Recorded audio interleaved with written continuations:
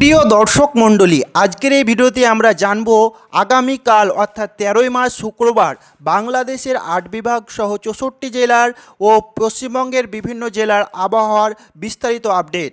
কোথায় বৃষ্টি হতে পারে, কোথায় বজ্রপাতের সম্ভাবনা রয়েছে এবং কোথায় গরম বাড়তে পারে, সব তথ্য থাকছে এই প্রতিবেদনে।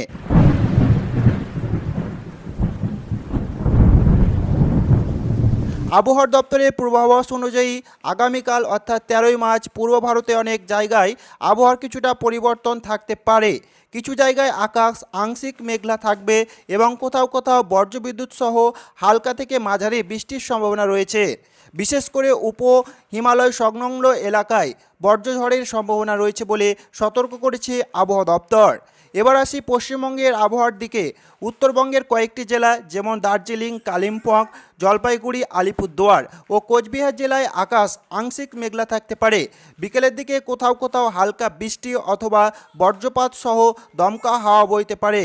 অন্যদিকে দক্ষিণবঙ্গের জেলাগুলোর মধ্যে কলকাতা, হাওড়া, হুগলি, নদিয়া, মুর্শিদাবাদ ও পশ্চিম মেদিনীপুর, বীরভূম, বর্ধমান, বাঁকুড়া জেলায় মূলত আকাশ আংশিক মেঘলা থাকতে পারে।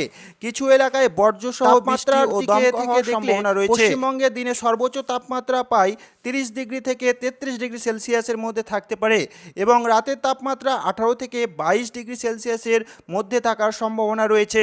এবার আসি বাংলাদেশের আবহাওয়ার খবরে।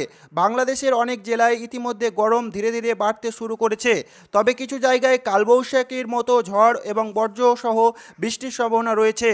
ঢাকা বিভাগে গাজীপুর, নারায়ণ, মনমোহন সিং জেলার আকাশ আংশিক মেঘলা থাকতে পারে এবং বিকেলের দিকে কোথাও কোথাও হালকা বৃষ্টি হতে পারে।